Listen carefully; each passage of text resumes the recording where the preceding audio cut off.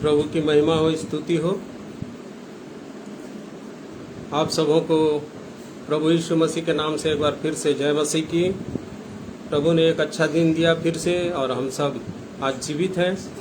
परमेश्वर का अनुग्रह, प्रभु यीशु मसीह की दया, करुणा, उसका प्रेम जो हमारे जीवनों में मिला, उसके सुरक्षित हाथ को हमने पाया अपने जीवनों में।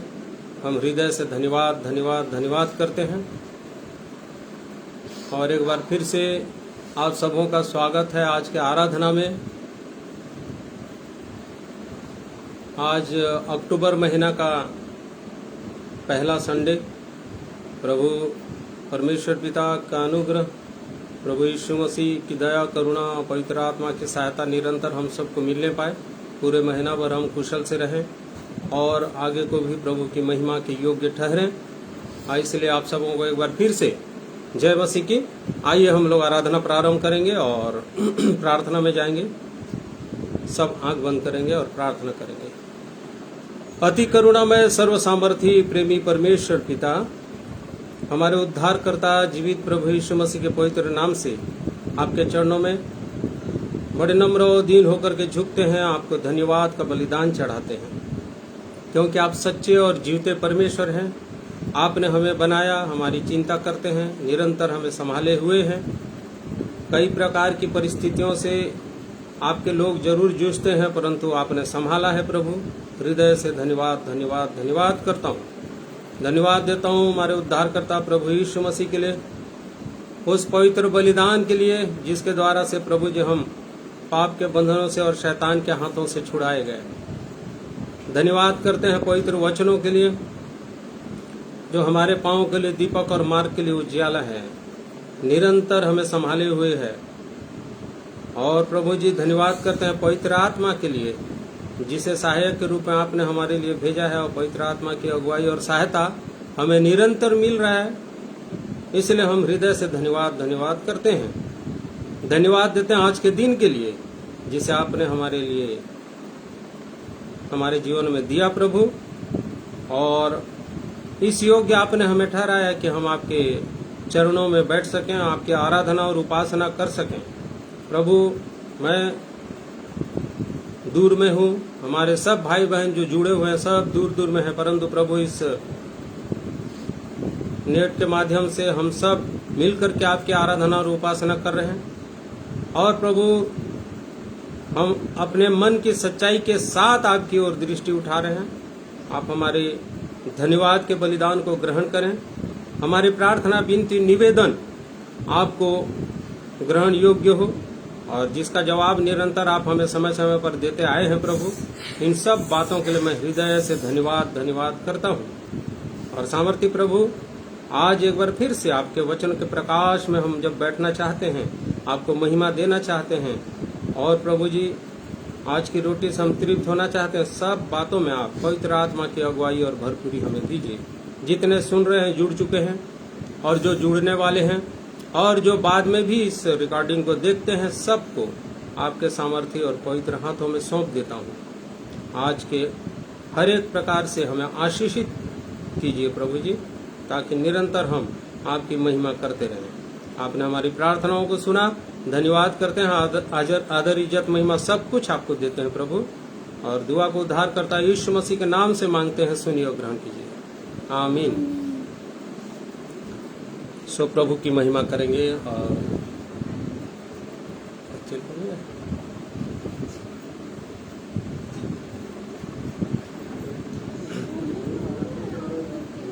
सो प्रभु की स्तुति और महिमा में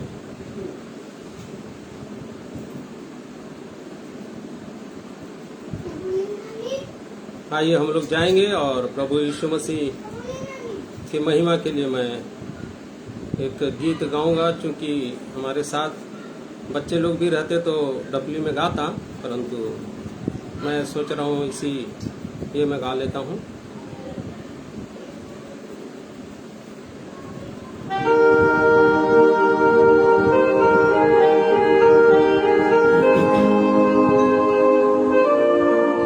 नीले आसमान के पार जाएंगे।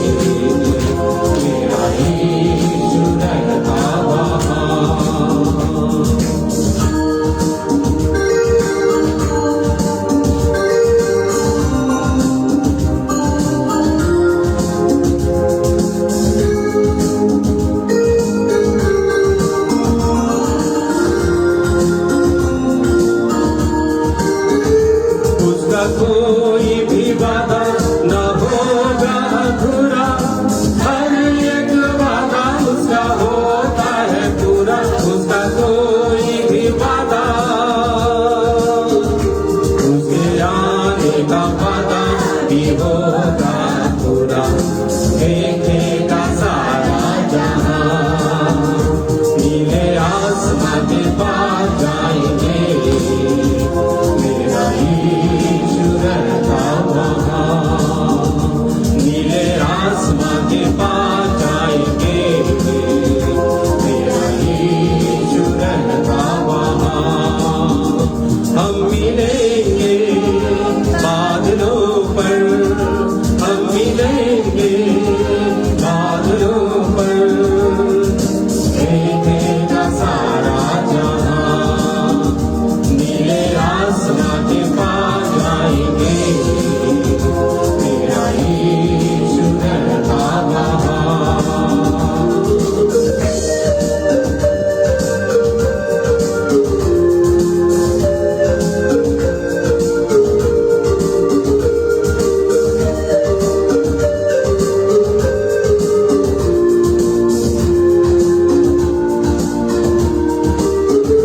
ये विश्वास है मेरा जो होगा पूरा, सपना ये मेरा न रहेगा अधूरा। ये विश्वास है मेरा, उसके संग हम रहेंगे अपने यीशु के, देखेगा सारा जहां, नीले आसमां के पार जाएंगे, मेरा यीशु रहता वहां। नीले आसमां के पार जाएंगे, मेरा यीशु रहता वहां। हम मिलेंगे बादलों पर, हम मिलेंगे बादलों पर, देखेगा सारा जहां, नीले आसमां के पार जाएंगे, मेरा यीशु रहता वहां।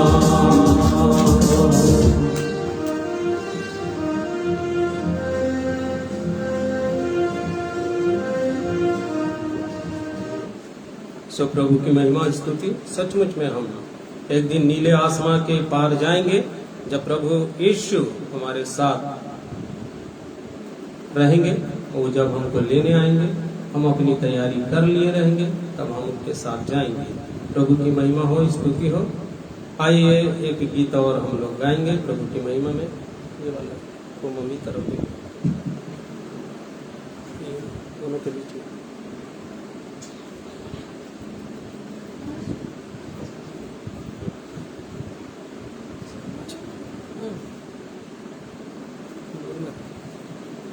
प्रभु की महिमा में हम लोग गाएंगे, नारे लगाओ रे गाओ रे, झंडा मसीह का फहराओ रे। इस गीत को भी प्रभु की महिमा में हम लोग गाएंगे। नारे लगाओ रे गाओ रे, झंडा मसीह का फहराओ रे। नारे लगाओ रे गाओ रे, झंडा मसीह का फहराओ रे। Hallelujah hallelujah hallelujah hallelujah hallelujah hallelujah hallelujah. जीवन से जुड़ा हुआ यीशु में साथ बुलाओ रे। जीवन से जुड़ा हुआ यीशु में साथ बुलाओ रे। बंदी कराए सब जिंदगी में अब तुझे छोड़ो रे। बंदी कराए सब जिंदगी में अब तुझे छोड़ो रे। हालेलुया हालेलुया हालेलुया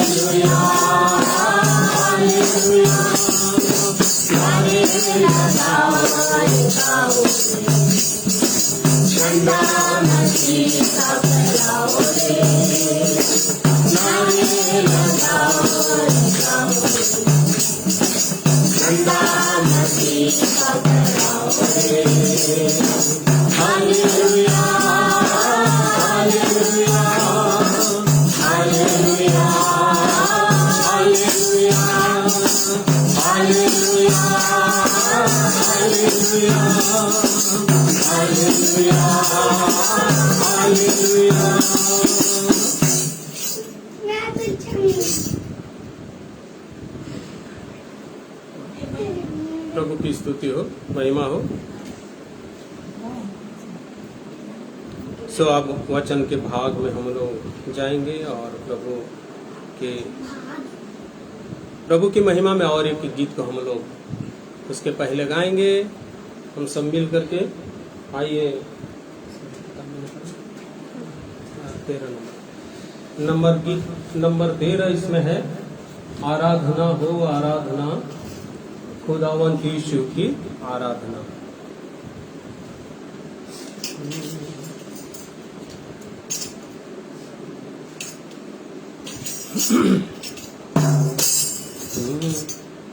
आराधना हो आराधना, खुदावंत यीशु की आराधना।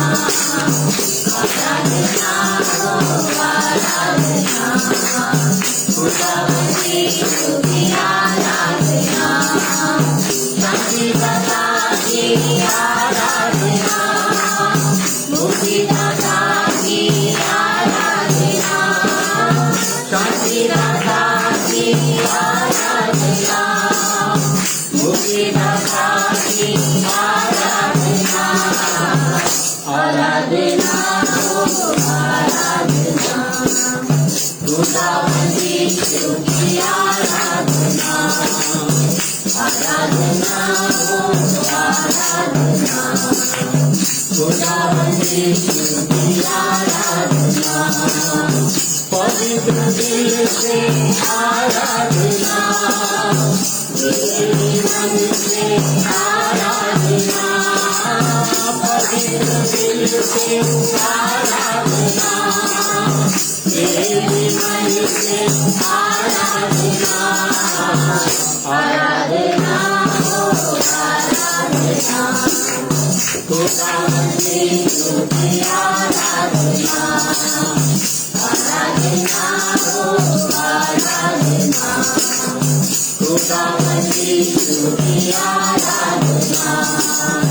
मेरे मसीहा की आराधना, जीवन दाता की आराधना, मेरे मसीहा की आराधना, जीवन दाता की आराधना, आराधना हो आराधना, खुदावंदी की आराधना, आराधना हो आराधना, खुदावंदी की आराधना, दूतों के संग संग आराधना, स्तुति प्रशंसा आराधना, दूतों के संग संग आराधना, स्तुति प्रशंसा आराधना, आराधना हो आराधना, खुदावंदी की आराधना, आराधना हो आराधना, खुदावंदी की आराधना, ताली बजा के आराधना, राजाओं के राजा की आराधना, ताली बजा के आराधना, राजाओं के राजा की आराधना, आराधना हो आराधना, खुदावंदी की आराधना, आराधना हो आराधना, खुदावंदी की आराधना, हाथ उठा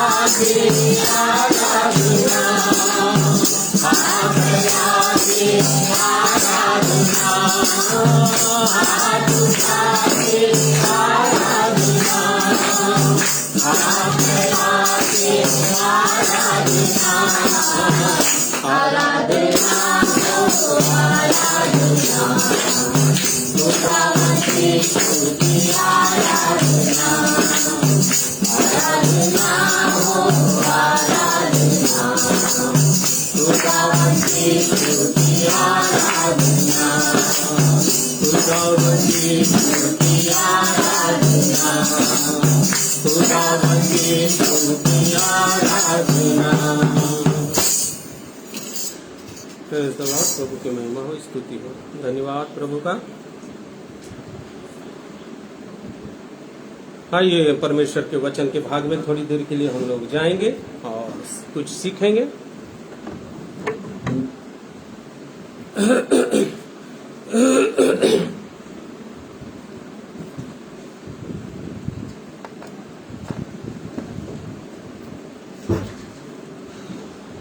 मेरे प्रिय भाई बहनों, इन दिनों जैसे हम देख रहे हैं कि बहुत सारी बातें हमारे चारों ओर हो रही हैं और सब बातों से हम भिज्ञ हैं, अनभिज्ञ नहीं हैं। सब हमारे सामने हो रहा है। देश में हमारे विश्वास के लिए ये बार बार इधर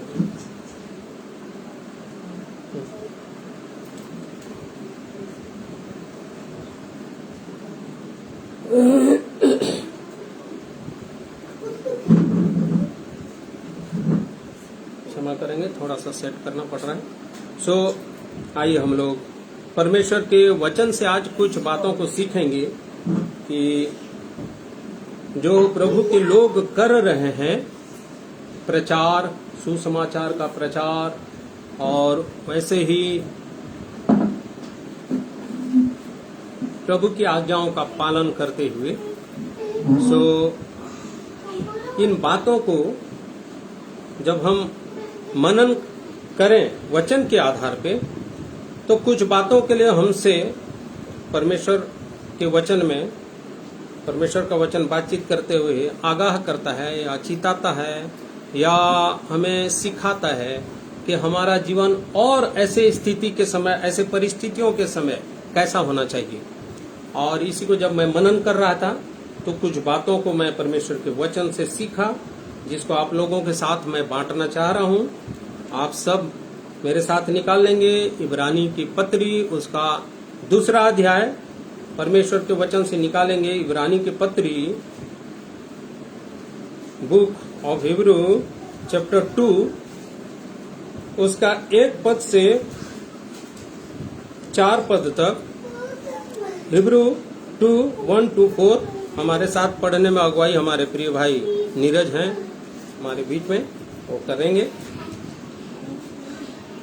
इब्रानियों की पत्री, उसका 2 अध्याय, उसका 1 पद से 4 पद तक। इस कारण चाहिए कि हम उन बातों को जो हमने सुनी हैं और भी मन लगाएं, ऐसा न हो कि बहककर उनसे दूर चले जाएं, क्योंकि जो वचन स्वर्गदूतों के द्वारा कहा गया था, जब वह स्थिर रहा और हर एक अपराध और आज्ञा न मानने का ठीक ठीक बदला मिला, तो हम लोग ऐसे बड़े उद्धार से निश्चित रहकर कैसे बच सकते हैं, जिसकी चर्चा पहले प्रभु के द्वारा हुई और सुनने वालों के द्वारा हमें इसका निश्चय हुआ, और साथ ही परमेश्वर भी अपनी इच्छा के अनुसार चिन्हों और अद्भुत कामों और नाना प्रकार के सामर्थ्य के कामों और पवित्र आत्मा के वरदानों के बांटने के द्वारा इसकी गवाही देता रहा। परमेश्वर इन वचनों के द्वारा से हम सबको आशीषित करे। आज थोड़ी देर हम इसको देखेंगे। आइए वचन में जाने के पहले छोटी सी प्रार्थना करें। प्रेमी, सामर्थी, दयालु, करुणामय, स्वर्ग के ऊंचे सिंहासन पर विराजमान परमेश्वर पिता, हम आपके चरणों में हमारे उद्धारकर्ता प्रभु यीशु मसीह के नाम से आते हैं और आपसे आशीष चाहते हैं। हमारी योग्यता नहीं है प्रभु जी, समझ और बूझने की शक्ति केवल आप ही देने वाले परमेश्वर हैं। और इसलिए प्रभु जी, इस वचन को प्रकाशित कीजिए, पवित्र आत्मा की सहायता दीजिए, ताकि मैं सीख सकूं, हम सब सीख सकें, और जितने सुनते हैं प्रभु जी सब आशीषित हों। प्रभु करुणा और दया चाहता हूं। आपने हमारी प्रार्थनाओं को सुना, धन्यवाद करता हूं। प्रभु यीशु के नाम से दुआ मांगता हूं, सुनिए और ग्रहण कीजिए, आमीन। और यहाँ जैसे हमने पढ़ा परमेश्वर के वचन में कि इस कारण चाहिए कि हम उन बातों पर जो हमने सुनी है और भी मन लगाएं। हमने सुनी है, ये वचन को 2 प्रकार के लोग सुनेंगे। एक तो वो लोग सुनेंगे जो लोग सुन चुके हैं, कुछ लोग सुन चुके हैं और कुछ लोग नहीं सुने हैं। तो 2 प्रकार के लोग हैं।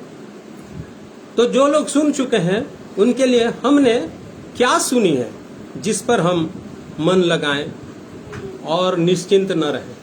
हमने क्या सुना है, किस पर मन लगाएं। परमेश्वर का वचन आज हमें इन बातों को सिखाना चाहता है। और वचन से जब मैं सीख रहा था, मनन कर रहा था, तो प्रभु के आत्मा के द्वारा से कुछ वचनों को मेरे सामने प्रभु ने दिया, उसे आज हम सब मिल करके सीखेंगे। हमने क्या सुनी अभी तक। हमने, जैसे मेरे साथ आप लोग जुड़े हैं, मैं आप सबका स्वागत करता हूं प्रभु यीशु मसीह में एक बार फिर से। सबों को जय मसीह की। और यहाँ जब खुला है इब्रानी की पत्री 2 अध्याय, उसका 1 पद से 4 पद तक, बुक ऑफ हिब्रू चैप्टर 2:1-4। इसमें लिखा है, ये महान उद्धार, उसका टाइटल दिया है महान उद्धार। महान उद्धार के विषय में हमने सुना है, सुन चुके हैं। ये विषय है क्या, क्या सुने हैं, प्रश्न है हमारे सामने। उसके बारे में हम निश्चिंत तो नहीं है, पूरी रीति से हम उसके बारे में सजग हैं कि नहीं, जागरूक हैं कि नहीं। जो सुना है या क्या सुना है वो भूल गए हैं, अभी भी नहीं मालूम है। तो जहां तक मैं सोचता हूं, हम सब ने क्या सुना है? सुसमाचार सुना है। क्या सुने हैं हम सब? सुसमाचार। और सुसमाचार जो सारे मनुष्य जाति के लिए होता है, किसी एक व्यक्ति विशेष के लिए नहीं होता है। शुभ समाचार, जैसे एक उदाहरण के लिए मैं आप लोगों के सामने रखना चाहूंगा, यदि महामारी फैली है तो किसी एक के लिए नहीं फैलती है, महामारी सारे वर्ल्ड में फैली। और यदि उस महामारी को ठीक करने का कोई दवाई इजाद हो गया या बना लिया गया, तो उसका समाचार जब दिया जाता है तो किसको दिया जाता है? सारे लोगों को, कि फलाना बीमारी का, जैसे अभी कोरोना बीमारी की दवाई बन चुकी है। ये क्या होता है? जो बीमारी फैली हुई है लोगों के बीच में, उनके लिए क्या होता है? सुसमाचार होता है। और ये सुसमाचार जो सारे मनुष्य जाति के लिए था और है, हमने भी सुना। कौन सा सुसमाचार है ना? कौन सा सुसमाचार? एक वचन को पढ़ेंगे, यूहन्ना का 3 अध्याय उसका 16वां पद, सब जानते हैं। जॉन चैप्टर 3 वर्स 16, इसको आप पढ़ेंगे तो मेरे भाई पढ़ेंगे। क्योंकि परमेश्वर ने जगत से ऐसा प्रेम रखा कि उसने अपना एकलौता पुत्र दे दिया, ताकि जो कोई उस पर विश्वास करे वह नष्ट ना हो परंतु अनंत जीवन पाए। यहाँ परमेश्वर के पुत्र के विषय में सुसमाचार हमने सुना। एक सुसमाचार हमारे पास आया जो किसके विषय में था? परमेश्वर के पुत्र के विषय में। जैसे मैं उदाहरण दे रहा था, तो परमेश्वर के पुत्र को यहाँ स्वर्ग में रहने के बजाय पृथ्वी पर आने की जरूरत क्या थी, या क्यों आना पड़ा? क्योंकि रोमियो में लिखा है, सारे मनुष्यों ने क्या किया है? पाप किया और परमेश्वर की महिमा से रहित हैं। पढ़ दीजिए भाई, रोमियो 3:23। इसलिए कि सबने पाप किया है और परमेश्वर की महिमा से रहित है। इसलिए कि सबने, सारे मनुष्य जाति ने पाप किया। पापों के बीमारी, पाप के बीमारी से ग्रसित हैं लोग, और पाप के बंधनों में पड़े हुए हैं, नाना प्रकार के पाप, जिससे छुटकारे का कोई दवाई नहीं बना। लोगों का पाप पर पाप बढ़ता जा रहा था, और मनुष्य वो पवित्र पवित्र पवित्र परमेश्वर से अलग होता जा रहा था। और मनुष्य और परमेश्वर का संबंध कैसा है? संबंध ऐसा था, पहले ऐसा था कि मनुष्य को परमेश्वर ने अपने हाथों से बनाया, और वो चाहता था कि मनुष्य के साथ परमेश्वर क्या करे? संगति रखे, बातचीत करे, और उसकी संगति से अच्छा भी लगता था। परंतु पाप बीच में आ गया। पाप क्यों आया?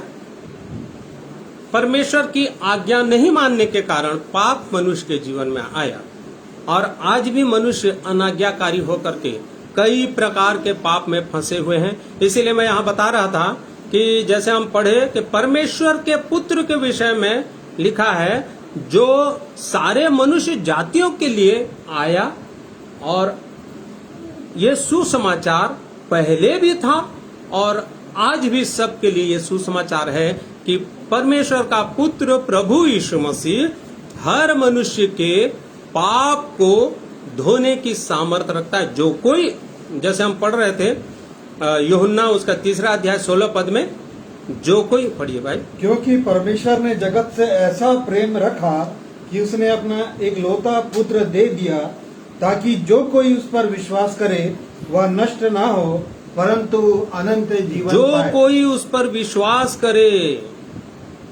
पुत्र के जगत में आने की भविष्यवाणी आपको मालूम है।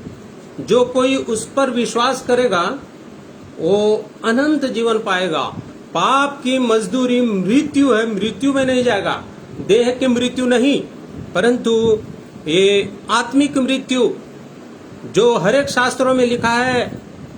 नरक की मृत्यु, रौरव नरक के विषय में लिखा है।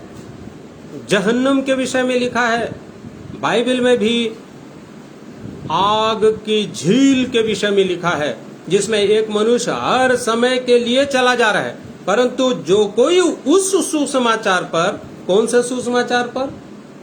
प्रभु यीशु मसीह के आने के सुसमाचार पर विश्वास करेगा कि वो इसलिए आया कि एक मनुष्य को उसके पापों से छुड़ा दे और उद्धार करे, वो उद्धार पाएगा, उस नरक में जाने से बच जाएगा। यही तो सुसमाचार। ये सुसमाचार को हमने सुना, जैसे हम पढ़ रहे थे, इसलिए हम उन बातों पर जो हमने सुनी है और भी क्या करें? मन लगाएं। कई बार हम सुने, जीवन को पाए, लेकिन धीरे धीरे समय बीतते गया और क्या हो जाते हैं? निश्चिंत हो जाते हैं, भूलने लगते हैं। परंतु यहां सचेत कर रहा है कि भूलो मत, क्योंकि ये विषय में, इस विषय में कि एक परमेश्वर का पुत्र या कुंवारी से जन्म लेने वाला एक पवित्र मनुष्य इस पृथ्वी में उद्धार के लिए, मनुष्यों के पापों से छुटकारे के लिए आने वाला है, इस विषय में हर एक धर्म के शास्त्रों में लिखा हुआ है। और भविष्यवक्ता लोग जिन पर परमेश्वर ने प्रकट किया बताते आ रहे हैं, आए हैं। सिर्फ बाइबल की बात नहीं, ये और वेदों में भी और धर्म के किताबों में भी इसके विषय में लिखा है। यदि आप उसको पढ़ेंगे तो परमेश्वर की बातों को उन मनुष्यों के द्वारा जो लिखी गई है सुन सकते हैं। परंतु हमने सुना नहीं, उसको पढ़ तो लिए कुछ लोग, उन लोगों ने सुना और उसको दबा दिए, दूसरों को सुनने का मौका भी नहीं दिया। ये इस परिस्थिति के कारण यहाँ संसार में और भी पाप के ऊपर पाप, पाप के ऊपर पाप बढ़ते चला गया और सब मनुष्य सीधे कहाँ जा रहे हैं? नरक जा रहे हैं। क्योंकि लिखा हुआ है, अय्यूब उसका 13-21 है, अय्यूब की किताब उसके 13वें अध्याय के 21वें पद में,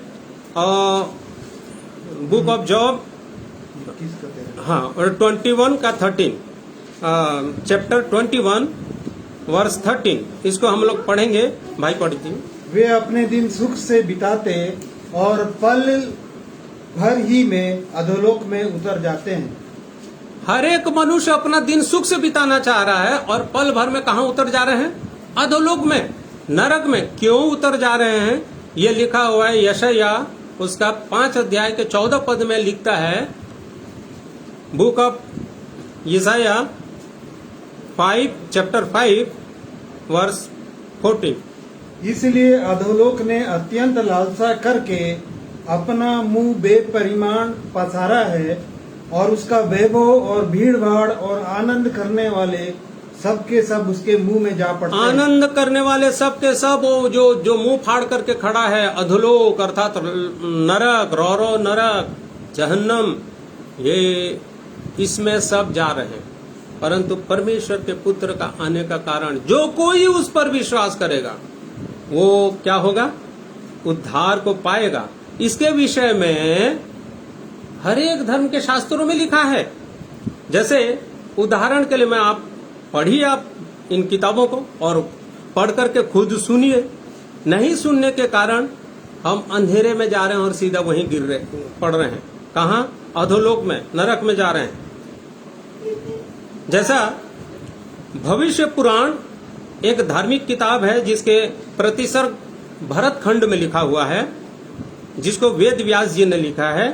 श्वेत वस्त्रकम ईश पुत्रम कुंवारी गर्भम संभव ईशा मसीह इति च नाम। तो ये जो है, ये भविष्य पुराण की किताब में आज से बहुत 100 साल पहले, हजारों साल पहले लिखा जा चुका है कि एक श्वेत वस्त्र पहनने वाला एक पवित्र पुरुष जो परमेश्वर का पुत्र होगा, जो कुंवारी के गर्भ से उत्पन्न होगा, जिसका नाम ईसा मसीह होगा, वो हर एक लोगों के, हर एक मनुष्य के पापों से उद्धार करने के सामर्थ्य को रख करके आएगा। उसमें लिखा, हम लोग पढ़े, जो कोई उस पर विश्वास करेगा। देखो ये बातें बाकी धर्म की किताबों में भी लिखी हुई है। हम पढ़ेंगे और खुद सुनेंगे तब ना। कुछ लोग सुने, कुछ लोग दबा दिए और कुछ लोग उसको प्रचार करते हैं, ताकि मनुष्य अपने पापों से छुटकारे को प्राप्त कर सके, नरक जाने से बच जाए, अपने जीवन को यहीं के यहीं सुधार ले। नहीं तो आनंद करते हुए वैभव में जीते जीते एक मनुष्य सीधे सीधे अधोलोक में पड़ रहा है, ये निश्चित है। परंतु मेरे प्रिय भाई और बहनों, यदि हम सावधान नहीं रहेंगे तो एक दिन ऐसे ही जाएंगे। ऐसे ही और भी कई किताबों में लिखा है, सब श्लोक तो मैं नहीं याद कर पाऊंगा, नहीं बता पाऊंगा, परंतु गीता जो बहुत अच्छी किताब जिसके विषय में लिखा है, 18वें खंड 22 श्लोक में लिखा हुआ है, उसको हिंदी में आपको बताऊंगा कि उस परमात्मा के पास जाओ जो तुम्हारे पापों को क्षमा करेगा और तुम पर अपना अनुग्रह प्रकट करेगा। उस परमात्मा के पास जाओ। ये उदाहरण को यदि सुनेंगे कभी तो उसमें लिखा हुआ है कि इस विषय को आप देख लीजिए, कहीं भी जानकारी ले लीजिए कि किसने किससे कहा। इसमें साफ साफ लिखा है, गीता में 18वें में 22 श्लोक में लिखा हुआ है, उस परमात्मा के पास जाओ जो तुम्हारे पापों को क्षमा करेगा और तुम पर अपना अनुग्रह प्रकट करेगा।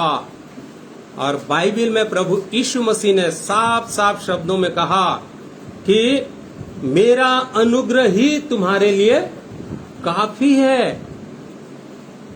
उसका अनुग्रह एक मनुष्य के लिए क्या है? बहुत है, काफी है। माई grace is sufficient for you. मेरा अनुग्रह तुम्हारे, कौन बोला? केवल प्रभु यीशु मसीह के मुंह से यह शब्द निकला। बाइबल में लिखा हुआ है, आप पढ़िए। जब हम इन बातों को सुनते हैं तो इसको आगे बढ़ाते हैं। आगे बढ़ाना है हमको कि वचनों में कुछ भविष्यवक्ताओं के द्वारा से इस बातों को प्रकट किया गया है। हम जानते हैं, जानकारी रखनी भी चाहिए हमारे भाइयों बहनों को। वैसे ही वैष्णव ब्राह्मण का जो प्रार्थना मंत्र है, ये भी एक किताब है जिसमें लिखा हुआ है, परमेश्वर मैं पापी हूं, आपका अनुग्रह ही से मेरे पाप क्षमा हो सकते हैं। ये मैं हिंदी में आप लोगों को बता रहा हूं, संस्कृत में लिखा है, परमेश्वर मैं पापी हूं, आपका अनुग्रह ही से मेरे पाप क्षमा हो सकते हैं और मैं उद्धार पा सकता हूं। ये बातें बाइबल में भी हमारी लिखी हुई हैं। मत्ती रचित सुसमाचार उसका 1 अध्याय, और जब हम उसके 21वें पद में हम पढ़ते हैं तो ये सब बातें हम सुने हुए हैं, हमको सुनाया गया कई बार। इन बातों को हम एक दिन धीरे धीरे वहां क्या धूल जमने लगा। रोज दिन साफ कीजिए, रोज दिन साफ कीजिए, इसको और मनन कीजिए। इसीलिए कहा गया जो सुना है उसके विषय में निश्चिंत मत रहो, निरंतर उस पर मनन करो। क्या लिखा है भाई? वह पुत्र जनेगी और तू उसका नाम यीशु रखना, क्योंकि वह अपने लोगों का उनके पापों से उद्धार करेगा। वो अपने लोगों का उनके पापों से उद्धार करेगा और वह पुत्र जनेगी। कुंवारी पुत्र जनेगी। ये भविष्यवाणी उस समय जब भविष्यवाणी हुई थी यहाँ पूरी हुई, आज से 2000 वर्ष पहले। और जो पुत्र उत्पन्न हुआ उसका नाम प्रभु यीशु मसीह था। कुंवारी से जन्म लेने वाला एक ही है जो प्रभु यीशु मसीह है, जो प्रभु भी है और मसीह भी है। और इसके द्वारा से एक मनुष्य पापों से उद्धार को अर्थात छुटकारे को अर्थात मुक्ति को अर्थात मोक्ष को प्राप्त कर सकता है। ये शास्त्रों में पहले से लिखा गया। कुछ लोगों ने पढ़ा, दबा दिए, और जो कुछ लोगों के बीच अंदर में आया तो लोगों को सुनाने लगे, ताकि हर एक मनुष्य उस उद्धार को प्राप्त कर ले, मुक्ति को प्राप्त कर ले, छुटकारे को प्राप्त कर ले, पाप में जीते जी सीधे विनाश में मत जाए। और इसीलिए उस पर जो विश्वास करेगा वो नाश नहीं होगा, परंतु उसका क्या होगा? उद्धार होगा। अब जब इन बातों को हम मनन करते हैं और बताते हैं, कई लोगों के बीच में कई जगहों में जब बताया जाता है तो कुछ प्रश्न उठते हैं।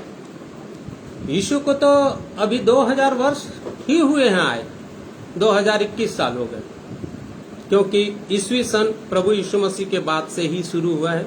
और इसलिए 2021 वर्ष हुए हैं। पर आप शायद परमेश्वर की योजना को समझें तो लिखा है, आप परमेश्वर की बातों को सुने तो लिखा है, परमेश्वर के विषय में जानकारी करें कि आपको बचाने के लिए कब से वो भविष्यवक्ताओं के द्वारा से, कब से वो अपने दास भक्तों के द्वारा से हर एक मनुष्य को चिता रहा है, बता रहा है। जैसे इब्रानी की किताब 1 अध्याय उसका 1 और 2 पद पढ़ेंगे।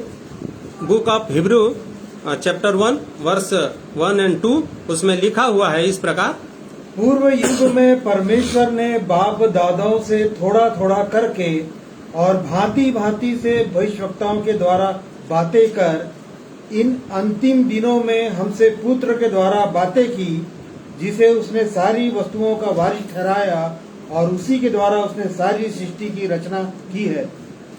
तो पूर्व युग में परमेश्वर ने बाप दादाओं से थोड़ा थोड़ा करके, पूर्व युग में अर्थात 2000 वर्ष के पहले भी परमेश्वर ने भविष्यवाणी की और कई अच्छे अच्छे मनुष्यों के, सत्य पुरुष लोगों के जीवन में प्रकट किया कि मुक्ति और उद्धार के लिए तुम जो ये यज्ञ करते हो, इसके लिए एक यज्ञ और होना बाकी है। और तब परमेश्वर उनके जीवन में प्रकट किया कि एक कुंवारी से, एक कुंवारी के द्वारा से एक पुत्र उत्पन्न होगा जो सारे एक मनुष्यों के पापों को अपने ऊपर उठा करके, परंतु लिखा जो कोई उस पर विश्वास करेगा। तो पूर्व युग से बातें करते हुए परमेश्वर ने, अब देखिए ध्यान दीजिए कि दूसरा पद में क्या लिखता है। दूसरा पद में लिखा है, इन अंतिम दिनों में हमसे पुत्र के द्वारा बातें की है। ये अंतिम समय है, पुत्र के द्वारा आज से 2000 वर्ष पहले से बात करना चालू कर दिया। अंतिम दिनों में प्रभु यीशु मसीह के द्वारा से बातचीत किया। प्रभु यीशु मसीह ने जहां जहां गए बोले कि मन फिराओ अपने अपने हर एक संसारिक बातों से, संसारिक कामों से, शैतान के कामों से और शारीरिक कामों से मन फिरा करके उस परमात्मा परमेश्वर की ओर फिरो, और अपने मन फिराने की आज्ञा दिए। अंतिम दिनों में पुत्र के द्वारा से हमसे बातचीत किए, बहुत सारे लोगों से बातचीत की। आज से 2000 वर्ष पहले जब प्रभु यीशु मसीह आए तो कई दास भक्त उनके भविष्यवक्ता भविष्यवाणी किए, और जैसे जस्ट प्रभु यीशु मसीह के पैदा होने के थोड़े समय पहले ही मलाकी की किताब में, अब यदि देखेंगे तो मलाकी की किताब 3 अध्याय के, देखिए तो भाई,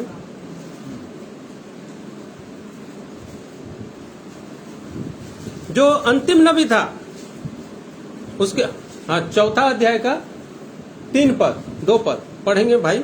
मलाकी की किताब उसका 4 अध्याय।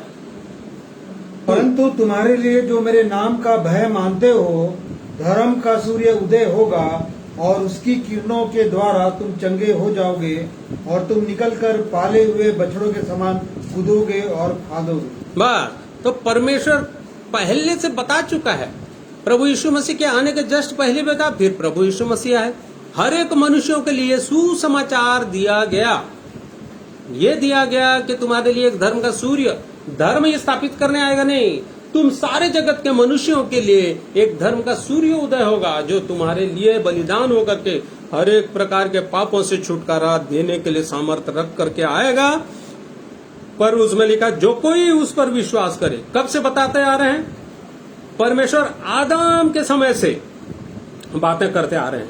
पहला मनुष्य जब परमेश्वर सृष्टि किया था तब से, जो कई शास्त्रों में पाया जाता है, जिसे लोगों ने नहीं सुना और जिन्होंने सुना वो कई लोगों ने दबा दिया। इसीलिए प्रभु यीशु जो परमेश्वर का पुत्र है, बहुतों ने सुना।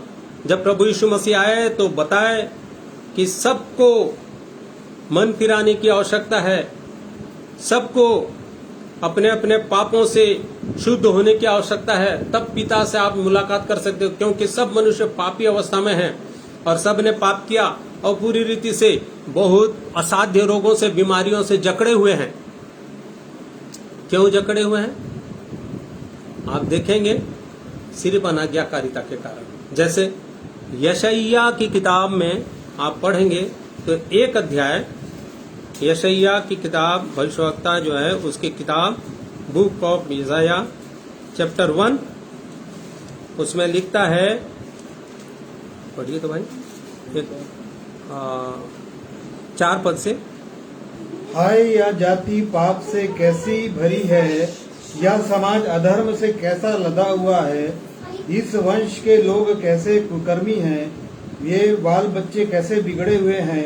उन्होंने यहोवा को छोड़ दिया, उन्होंने इस्राएल के पवित्र को तुच्छ जाना है, वे पराये बनकर दूर हो गए हैं। आगे, तुम बलवा कर करके क्यों अधिक मार खाना चाहते हो, तुम्हारा सिर घावों से भर गया और तुम्हारा हृदय दुख से भरा है। पांव से सिर तक कहीं भी कुछ अयोग्यता नहीं, केवल चोट और कोड़े की मार के चिन्ह और सड़े हुए घाव हैं, जो ना दबाए गए, ना बांधे गए, ना तेल लगाकर नरमाए गए। देख लीजिए, ये स्थिति किसके लिए बताया जा रहा है? हाय हाय यह जाति पाप से कैसी भरी, ये मनुष्य जाति के विषय में कह रहा है। क्योंकि ये लोग क्या हो गए हैं? परमेश्वर से अलग हो गए हैं। यहाँ लिखता है ना कि यहोवा से अलग हो गए हैं। ये समाज अधर्म से कैसा लदा हुआ है, इनके बाल बच्चे कैसे, इनके वंश कुकर्म में हैं और बाल बच्चे कैसे बिगड़ गए हैं। परमेश्वर चाहता था, बनाया इसलिए था कि सब पवित्रता के साथ परमेश्वर के राज्य में परमेश्वर की महिमा करें।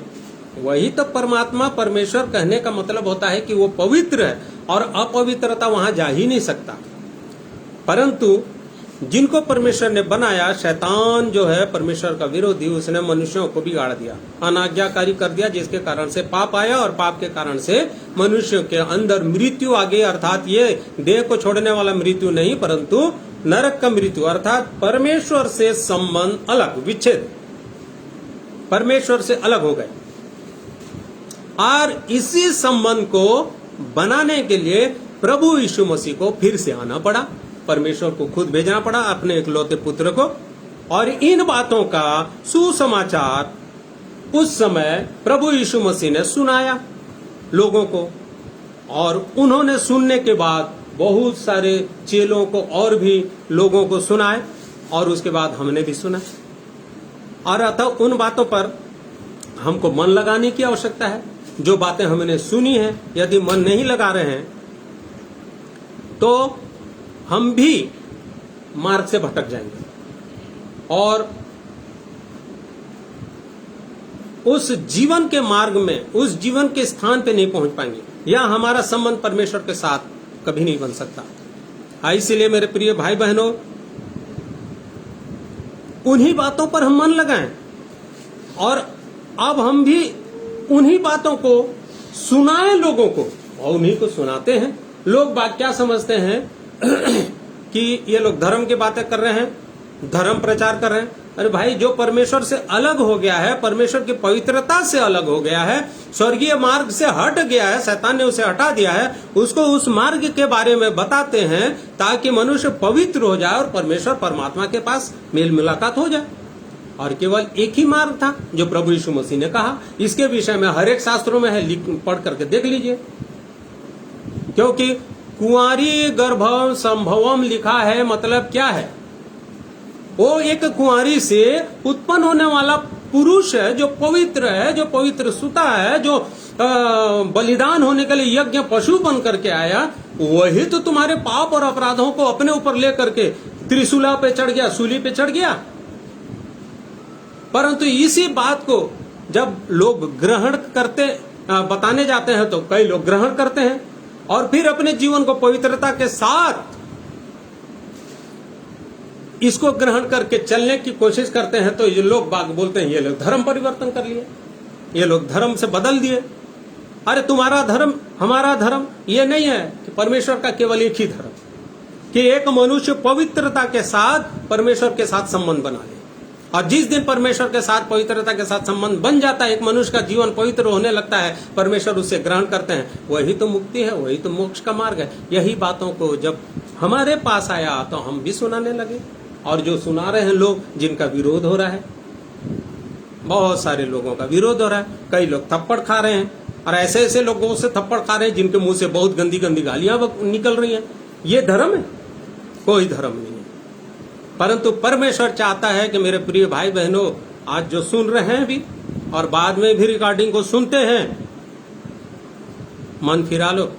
और ये बात को करने के लिए आज्ञा परमेश्वर की ओर से लोगों को मिली है, हमको मिली है, मुझको मिली है, सबको मिली है, आप सबको भी मिली है जो यहाँ जुड़े हुए हैं और जो सुन रहे हैं और जो सुनने वाले हैं उनको भी मिली है।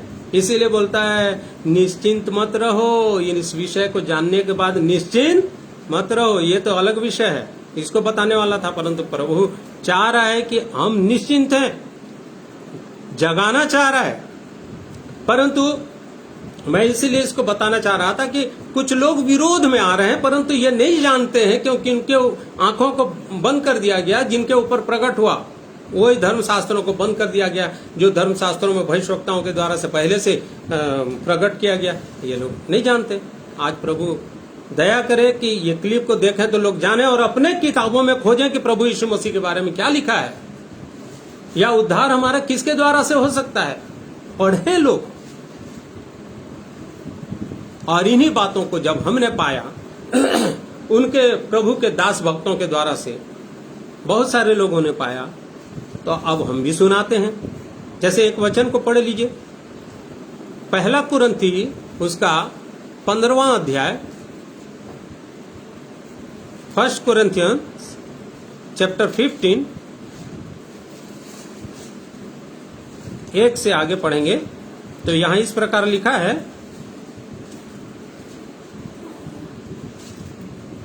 हे भाइयों, अब मैं तुम्हें वही सुसमाचार बताता हूँ जो पहले सुना चुका हूँ। वही सुसमाचार जो हम लोगों ने सुना, वही सुसमाचार फिर से सुनाना चाह रहे हैं, बता रहे हैं। बताइए। जिसे तुमने अंगीकार भी किया था और जिसमें तुम स्थिर भी हो, उसी के द्वारा तुम्हारा उद्धार भी होता है। उसी सुसमाचार के द्वारा से तुम्हारा क्या होता है? उद्धार भी होता है। यदि उस सुसमाचार को जो मैंने तुम्हें सुनाया था स्मरण रखते हो, नहीं तो तुम्हारा विश्वास करना व्यर्थ हुआ। स्मरण रखते हो, निश्चिंत नहीं रहते हो, या उसका दुरुपयोग नहीं करते, या उसको भूल नहीं जाते हो। इसी कारण मैंने सबसे पहले तुम्हें वही बात पहुंचा दी जो मुझे पहुंची थी, कि पवित्र शास्त्र के वचन के अनुसार यीशु मसीह हमारे पापों के लिए मर गया। देखो, पवित्र शास्त्र के वचन के अनुसार जिसको बलिदान होने के लिए सब भविष्यवक्ताओं ने, पहले के ऋषि महर्षियों ने भी कहा, वो हमारे लिए क्या हो गया? हमारे पापों के लिए मर गया। चौथा पद, और गाड़ा गया, और पवित्र शास्त्र के अनुसार तीसरे दिन जी भी उठा। तीसरे दिन मर गया, गाड़ा गया, तीसरे दिन जी भी उठा। और ये बात को यदि हम प्रचार नहीं करेंगे तो प्रचार कर रहे हैं, और लेकिन यहाँ कुछ लोग क्या बोलते हैं, अरे तुम्हारा यीशु मर गया, नहीं है जिंदा। अरे वो प्रभु यीशु मसीह कितने लोगों को दिखाई दिया, जीवित होने के बाद आप लोगों को बताएंगे। अब उसका प्रमाण है, उसका प्रमाण है, ऐतिहासिक प्रमाण है। पढ़ करके देखिए ना, सुनिए परमेश्वर के लोगों की बातें। मैं किसी को क्लेम करने के लिए या नीचा दिखाने के लिए नहीं कर रहा हूँ। जानकारी रखिए, नहीं तो परमेश्वर से अलग होकर के सीधे विनाश में जाएंगे। क्या मतलब होगा उसके बाद? तो यहाँ लिखता है, फिर 5वें पद में लिखता है, भाई तीसरे दिन जी उठा और कितने लोगों को दिखाई दिया, देख लीजिए, ये प्रमाण है। और कैफा को, तब 12 को कैफा को दिखाई दिया, फिर 12 चेले थे, 12 के 12 ने देखा, पर प्रभु यीशु मसीह को गाड़ने के बाद फिर से जी उठा।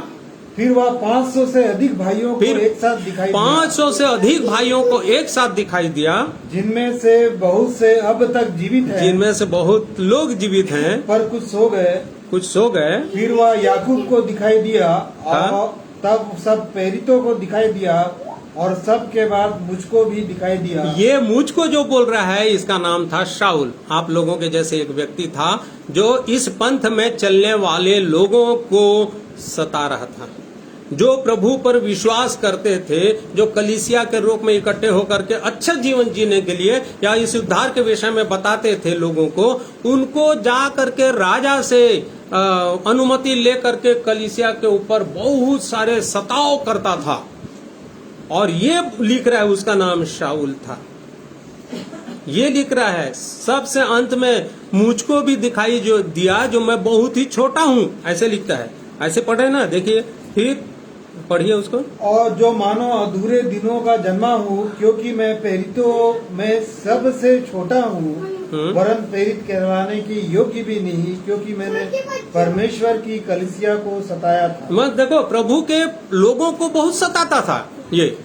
अरे ये प्रभु के लोग क्या करते थे? केवल लोगों के लिए, शांति के लिए प्रार्थना करते थे।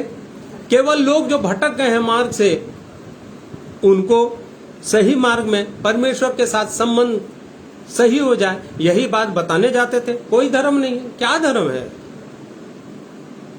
यही तो बात बताने के लिए वो क्या करता था, ऐसे लोगों को जाकर के सताता था जब शाऊल था। परंतु क्या हुआ? 10वां परंतु मैं जो कुछ भी हूँ परमेश्वर के अनुग्रह से हूँ, उसका अनुग्रह जो मुझ पर हुआ वह व्यर्थ नहीं हुआ, परंतु मैंने इन सब से बढ़कर परिश्रम भी किया, तो भी यह मेरी ओर से नहीं हुआ, परंतु परमेश्वर के अनुग्रह से जो मुझ पर था। इसलिए चाहे मैं हूँ चाहे वे हो, हम यही प्रचार करते हैं और इसी पर तुमने विश्वास भी किया। यही वो जब जान गया, जब मार्ग पर था, इसके विषय में कभी वचन से पढ़ लीजिए। जब मार्ग में फिर से एक अनुमति पत्र लेकर के कलीसिया को सताने जा रहा था, अपने पूरे झुंड को लेकर के, तो मार्ग में उसके साथ उसको आवाज आई और एक ज्योति चमकी और धड़ाम से गिरा। ये पौलुस की बात बताऊं, जो शाऊल था पहले, और वो प्रभु यीशु के चरणों में गिर गया। ये प्रभु यीशु मसीह की जी उठने के बाद, मृतकों में से जी उठने के बाद उसने देखा। ये प्रमाण दे रहा है, ये ऐतिहासिक प्रमाण है। हाँ, पढ़ दीजिए क्या लिखा है। वो प्रेरितों के काम 9 अध्याय उसका 2 पद पढ़िए। और उसमें दाशमिक के आराधनालयों के नाम पर इस अभिप्राय की चिट्ठियां मांगी। हाँ, उसने राजा से दमिश्क के आराधनालयों के नाम से चिट्ठी मांगा। हाँ, कि क्या पुरुष क्या स्त्री जिन्हें वह इस पंथ पर पाए, उन्हें बांध कर यरूशलेम में ले आए। परंतु चलते चलते जब वह दमिश्क के निकट पहुंचा, तो एकाएक आकाश से उसके चारों ओर ज्योति चमकी और वह भूमि पर गिर पड़ा और यह शब्द सुना, हे शाऊल, तू मुझे क्यों सताता है? उसने पूछा, हे प्रभु, तू कौन है? उसने कहा, मैं यीशु हूँ जिसे तू सताता है। परंतु अब उठकर नगर में जा, और जो तुझे करना है वह तुझे कहा जाएगा। देखिए, वही यीशु जिसको आज लोग बोल रहे हैं तुम्हारा यीशु मर गया, ऐसे शब्द उच्चारण कर रहे हैं। अरे भाई, परमेश्वर का पुत्र कभी मर सकता है? परमेश्वर स्वयं है, वो पुत्र होकर के आया, मर सकता है? खुद सोच के देखिए, बुद्धिजीवी लोग हैं? वो तो मनुष्य बना, इसीलिए एक बार जब मनुष्य गर्भ से पैदा होता है तो उसका मरना निश्चित है, देह मरा, परमेश्वर नहीं मर सकता। और ये जीवित हुआ तीसरे दिन, और उसके बाद वही शाऊल जो इस पंथ वालों को सताने के लिए राजा से पत्र लेकर के आया था, वो रास्ते में था और उसके ऊपर ज्योति चमकी और ऐसा धड़ाम से गिरा, जैसे ज्योति चमकी धड़ाम से गिरा, और वो बोला, प्रभु तू कौन है? क्योंकि उसका नाम लेकर के प्रभु यीशु ने चिल्लाया, हे शाऊल, हे शाऊल। जब प्रभु यीशु मसीह की आवाज को उसने सुना तो पूछा, हे प्रभु तू कौन है? हे प्रभु, हैं? तू क्या चाहता है? हे प्रभु, तू क्या चाहता है? तू कौन है? सुनने लगा। जो बातों को सुन रहे हैं ना भाई और बहनों, ध्यान रखिए कि निश्चिंत मत। एक दिन आपसे भी बातचीत किया, हे फलाना, हे नरेश गार्डिया, हे भाई, हे मेरी बहन, तू कौन है? तू जान रहा है कौन है? भूल तो नहीं गया? मैं तुझसे बातचीत किया था इस तारीख को, इस दिन को। निश्चिंत मत रहिए। और मैं उन लोगों से भी बोल रहा हूँ जो लोग कभी नहीं सुने, परमेश्वर इन वचनों के द्वारा से आज फिर से बातचीत कर रहा है। सुन लीजिए, प्रभु यीशु मसीह शाऊल से बात किया और बोलता है, हे शाऊल। वो तो उसका नाम भी जानता था, तू कहाँ जा रहा है? वो पूछता, कौन है प्रभु? बोलता, मैं यीशु हूँ जिसको तू सताता है। अब यीशु मसीह को तो नहीं सता रहा था, वो किसको सता रहा था? यीशु के लोगों को सता रहा था। यीशु के लोगों को हत्या करता था, मारता था, थप्पड़ मारता था, बांध करके राजा के वो कचहरी तक ले जाता था। आज पुलिस वालों तक ले जा रहे हैं। अरे मेरे प्रिय भाई, पुलिस वाले लोग भी हो, कई मेरे भाई बहनों भी ध्यान से सुनो। वो जीवता परमेश्वर के हाथ में पड़ना बहुत गंभीर बात है, बहुत गंभीर बात है। डरा नहीं रहा हूं, ये वचन में लिखा है। हो सकता है सुनने के बाद मेरे को भी आपके आकर के कुछ बोलो, परंतु उससे मेरे को कोई फर्क नहीं पड़ता। परमेश्वर चाहता है कि आप सच्चाई को सुनो। सच्चाई ये है कि यही शाऊल जो राजा से आज्ञा पाकर के लोगों को सताता था, प्रभु के चरणों में आ गया। आंखें अंधी हो गई जब प्रभु यीशु मसीह की ज्योति को देखा तो, परंतु प्रभु यीशु मसीह उसे परमेश्वर के एक दास भक्त के पास भेजा और बोला, जा हनन्याह के पास। वहां जाकर के उसकी आंखें खुली और वो तू जो चाहता है वो करूंगा प्रभु, वो करने लगा। क्या किया? प्रभु यीशु मसीह का प्रचार और उसका काम, प्रभु यीशु मसीह का मार्ग बताने लगा। प्रभु यीशु मसीह का मार्ग क्या है? ईसाई धर्म? नो, कभी नहीं। ईसाई धर्म नहीं है। प्रभु यीशु मसीह का मार्ग कोई धर्म नहीं है, कोई भी धर्म नहीं है। पर प्रभु यीशु मसीह का मार्ग जो है, मार्ग, सत्य और जीवन केवल मैं हूं, जीवन का मार्ग है और वो सीधे पिता परमात्मा परमेश्वर तक पहुंचाता है। यदि आप उसकी आज्ञाओं को मानेंगे पवित्रता के साथ, तो आप वहां तक पहुंच सकते हैं, नहीं तो कभी नहीं पहुंच सकते। ये बातों का सुसमाचार तब पौलुस भी बताने लग गया। शाऊल जो था वो पौलुस बन गया, पौल बन गया और प्रभु उसकी सहायता करने लग गए। मेरे प्रिय भाई बहन, यहाँ लिखा है हम यही प्रचार करते हैं। यही प्रचार तो मेरे प्रिय भाई बहन लोग करते हैं, ताकि एक मनुष्य अंधेरे में, जो झोपड़ियों में रह रहे हैं, जो गरीबी में रह रहे हैं, वो लोग बिना गुड़ाखू किए, बिना गंदा काम किए, बिना व्यभिचार किए, बिना गाली दिए जी नहीं सकते थे। जैसे प्रभु यीशु मसीह उनके जीवन में आया, उन्होंने सुसमाचार को सुना, आज वो लोग ये नशा नहीं करते, गंदी गालियां उनके मुंह से नहीं निकलती और ये जीवन को बदल दिया। तो इन लोगों का कहना है कि धर्म बदल दिया। कोई धर्म है ही नहीं भाई। प्रभु यीशु मसीह तो गाली सुनकर, गाली लिखा है उसके विषय में कि वो गाली सुनकर गाली नहीं देता था, वो पवित्र प्रभु था। उसी की बात तो बताने जाते हैं लोग, ताकि जो गंदगी में पड़े हैं, व्यभिचार में पड़े हुए सीधे नाश में जा रहे हैं, वो अपने जीवन को परख लें, देख लें, समझ लें। प्रभु यीशु मसीह उनके जीवन को बदल देते हैं। जैसे शाऊल को बदल दिए, वो पौलुस बन गया, पवित्रता के साथ जीवन जीने लगा और प्रभु के कामों को करने लगा। और ये सुसमाचार जगत के लोगों में हम भी बांटना चाहते हैं और बांट रहे हैं, जिससे सब लोग उद्धार पाएं। उद्धार अर्थात पापों की क्षमा प्राप्त करें, परमेश्वर के संतान बन जाएं, परमेश्वर के संतान होने का अधिकार को प्राप्त कर लें, क्योंकि यह प्रभु की आज्ञा है। यह प्रभु की आज्ञा है जो कानून की आज्ञा में भी है कि हम अपने सुसमाचार को, ये परमेश्वर के पवित्रता के बारे में हम बता सकते हैं और वो बताते हैं। और ये परमेश्वर की आज्ञा है मेरे लिए। जिसने सुना है वो बताएगा। यदि आप मेरे साथ जुड़े हुए लोग सुन रहे हैं और नहीं बता रहे हैं लोगों को, तो ये आप भी अनाज्ञाकारी हो रहे हैं, दबा दे रहे हैं। जैसे पहले के लोग सुने कि एक कुंवारी से ऐसा ऐसा होगा, ये ऐसा एक यज्ञ होने वाला, सब चीज लिखा हुआ है, लेकिन दबा दिए, क्योंकि उनको अपना पंथ चलाना था ना, अपना ये एक धर्म स्थापित करना था। ये नहीं, आज आप भी सुन रहे हैं तो उसके विषय में निश्चिंत मत रहो, सचेत रहो, सावधान रहो। लिखा है ये काम को आपको करना है, मुझको करना है, हम सबको करना है। ये आज्ञा है, महान आदेश में दिया हुआ है। पढ़िए, एक वचन पढ़िए, मत्ती रचित सुसमाचार उसका 28वां अध्याय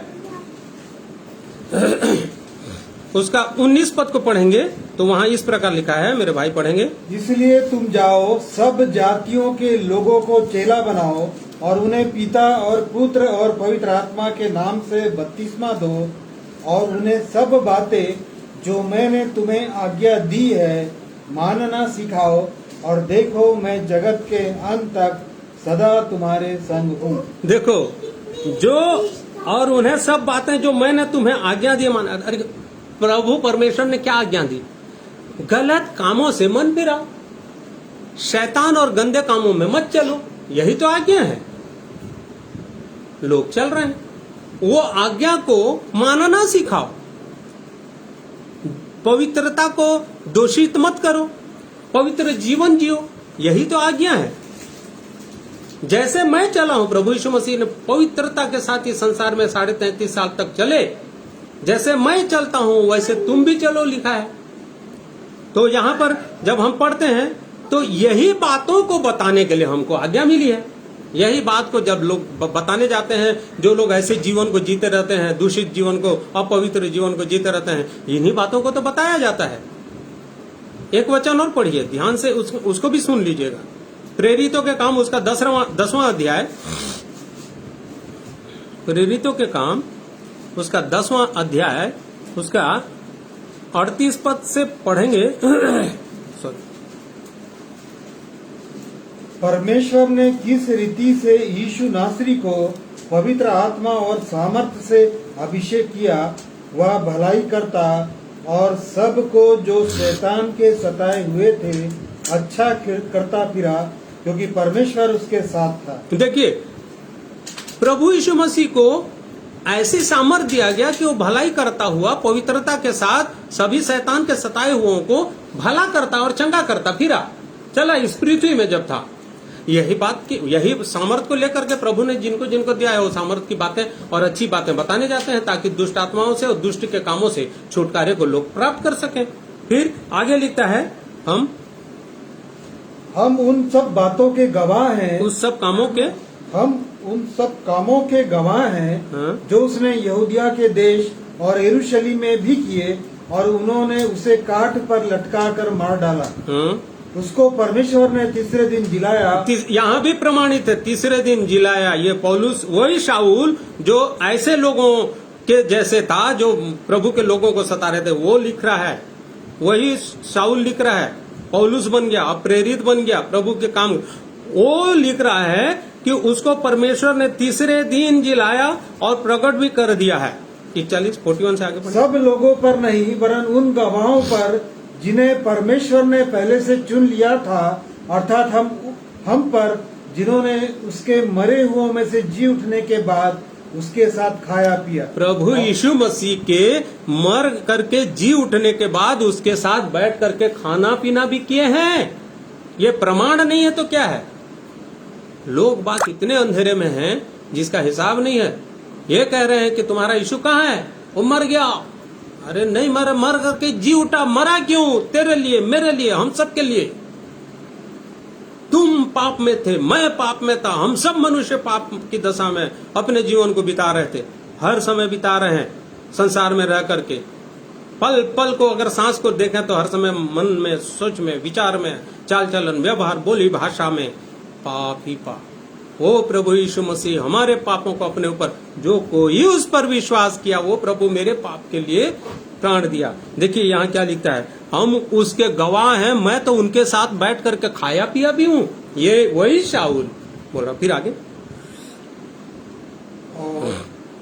और उसने 42, और उसने हमें आज्ञा दी कि लोगों में प्रचार करो। ये आज्ञा हमको दिया गया क्योंकि हमको ये आज्ञा मिली कि हम लोगों में क्या करें, प्रचार। ये काम कर रहे हैं मेरे प्रिय भाई बहन लोग, जिनको प्रभु ने आज्ञा दी। आज्ञा, परमेश्वर की आज्ञा मानना सही है कि मनुष्यों की आज्ञा मानना चाहिए? बताइए। परमात्मा परमेश्वर जिसके हाथ में सारी सृष्टि का बागडोर है, किसकी आज्ञा मानना चाहिए? खुद पढ़ लीजिए, सब धार्मिक किताबों में भी है और कानून में भी है। परमेश्वर की आज्ञा से। अरे कोई प्रकार के कानून आप कुछ भी कर लो, जब प्राकृतिक विपदा परमेश्वर की ओर से आती है तो न तो कानून वहां काम करता है, न कोई भी काम करता है। इसीलिए परमेश्वर के हाथों में मत पड़ो, परमेश्वर के हाथों में पड़ना भयंकर बात। ऐसे सब बातों को सुनने के बाद हम कैसे रुक सकते हैं? प्रचार तो करेंगे ही, परमेश्वर का काम तो करेंगे। यहाँ लिखा है, और उसने हमें आज्ञा दी कि लोगों में प्रचार करो और गवाही दो कि यह वही है, पढ़िए भाई, जिसे परमेश्वर ने जीवितों और मरे हुओं का न्यायी ठहराया है। और उसकी सब भविष्यवक्ता गवाही देते हैं कि जो कोई उस पर विश्वास करेगा उसको उसके नाम के द्वारा पापों की क्षमा मिलेगी। जो कोई उस पर विश्वास करेगा उसके नाम के द्वारा से, अर्थात प्रभु यीशु मसीह के नाम के द्वारा से पापों की क्षमा मिलेगी, अर्थात उद्धार मिलेगा। और किसी के द्वारा से उद्धार और क्षमा पापों से है ही नहीं। सब शास्त्र पढ़ लीजिए। परमेश्वर सहायता करे कि आज पढ़िए शास्त्रों में क्या लिखा है। सिर्फ ऐसी वरवली बात कर करके बेवजह का चिल्ला करके लोगों को सच्चा मार्ग बताने के लिए लोग निकलते हैं, सही मार्ग बताना चाहते हैं, यहाँ झूठ के झूठ बकवास करके गंदी बातें कर करके उनको दबा देते हैं। मतलब सच्चाई को और सत्य मार्गों को बताने दिया ही नहीं जाता है।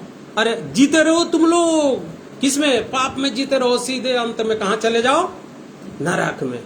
अरे ये एक नरक में जाने के लिए एक व्यक्ति को प्रेरित कर रहे हो आप लोग, रोक रहे हो। स्वर्ग में जाने के लिए रोक रहे हो, नरक में जाने के लिए आगे बढ़ा दे रहे हो।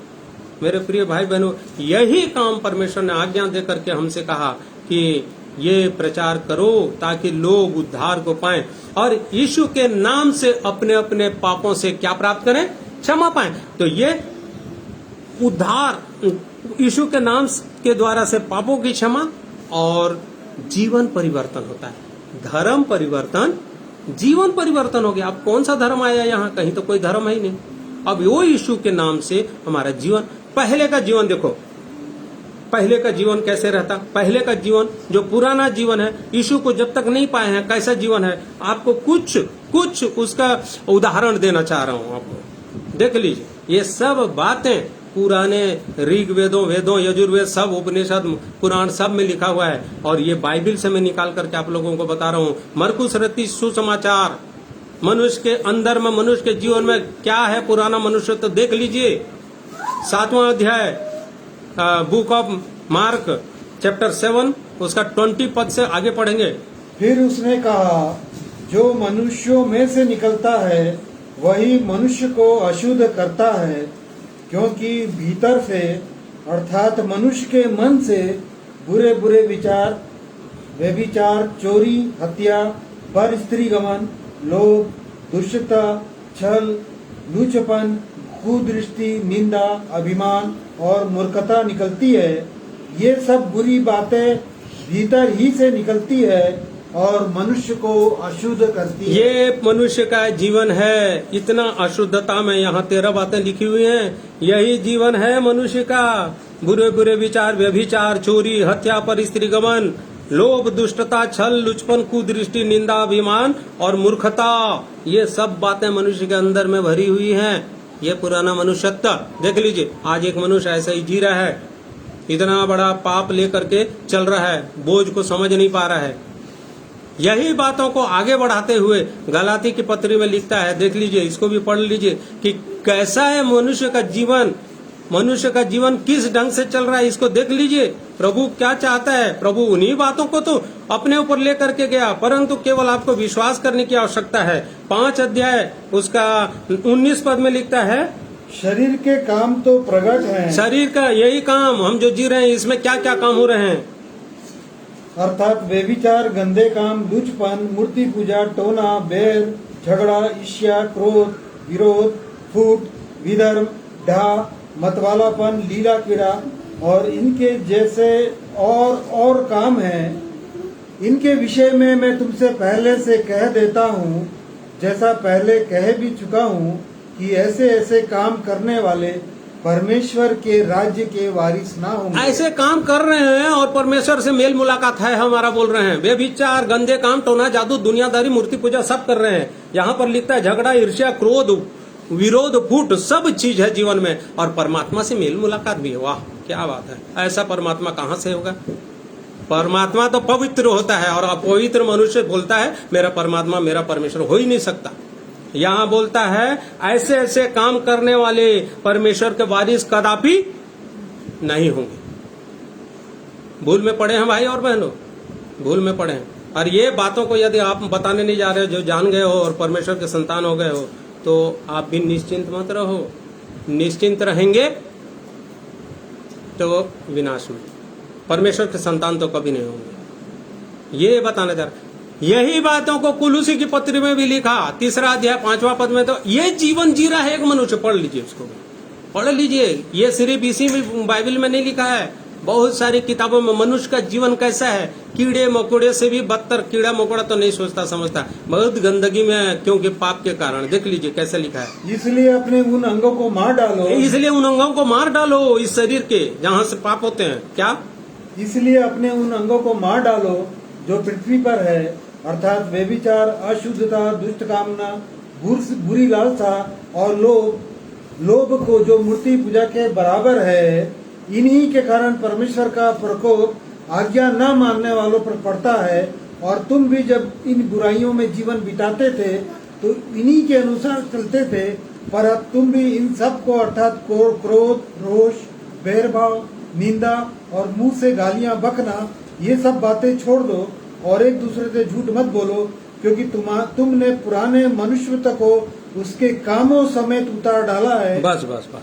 तो ये सब काम, ये सब बातें देख लीजिए मनुष्य के जीवन में है, और ये सीधा अनाज्ञाकारिता को ले रहा है, और अनाज्ञाकारी होने के कारण पाप बढ़ता जा रहा है, और मनुष्य के संतान होने के अधिकार से एक मनुष्य अलग है। परमात्मा से ऐसा जीवन है तो कभी भी मुलाकात नहीं हो सकती। ये इसीलिए यही बात को तो बताने जाते हैं हमारे प्रिय भाई बहन लोगों को, जो ऐसे जीवन में जी रहे हैं, जिनके जीवन में ईर्ष्या, झगड़ा, नशा पानी, दुनियादारी सब है, सब यही बातें बताते, कोई और दूसरा बात नहीं बताता, क्योंकि प्रभु यीशु मसीह का बात है, प्रभु यीशु मसीह का मार्ग है। उसने कहा मैं ऐसे चला हूं, तुम भी चल के दिखाओ, और ऐसे जियो, ऐसे चलते जियोगे, और जिस दिन ये देह छूटेगा भी, प्राण निकलेगा, तो आपकी आत्मा परमात्मा से मुलाकात हो जाएगी। यही बात तो बताने जाते हैं। तो जो लोग समझ लेते हैं उनका जीवन बदल जाता है। अब बताइए, जीवन बदल जाता है, क्या हो जाता है? पुराना मनुष्य तो खत्म हो जाता है और ये बातें समाप्त हो जाती हैं। जब प्रभु यीशु मसीह के जीवन के विषय में सोचते हैं और उसके अनुसार चलने के ठान लेते हैं, ग्रहण कर लेते हैं, विश्वास कर लेते हैं कि प्रभु यीशु मसीह भी तो देह में था और यहाँ चल के गया, अब मैं भी उसको ग्रहण करके उसी के अनुसार चलूंगी या चलूंगा, तो उसका जीवन बदल जाता है। पढ़िए 10वां पद को उसी में, कुलुसी 3 बुक ऑफ कुलुसियंस 3 उसका 10 पढ़िए। और नए मनुष्यत्व को पहन लिया है, जो अपने सृजनहार के स्वरूप के अनुसार ज्ञान प्राप्त करने के लिए नया बनता जाता है। ये नया बन जाते हैं, जैसे वो नए मनुष्यत्व को पहन लेते हैं, अर्थात प्रभु यीशु मसीह को पहले वाले चोला को हटा देते हैं, जिसमें उनको कोई फायदा नहीं हुआ, गंदे कामों में पड़े रहे, परंतु जैसे ही एक पवित्र जन को अपने हृदय में ग्रहण किया, वो उनके जीवन में भी वो पवित्रता आने लगती है, और शरीर के हर एक काम क्या होने लगते हैं? निकलने लग जाते हैं।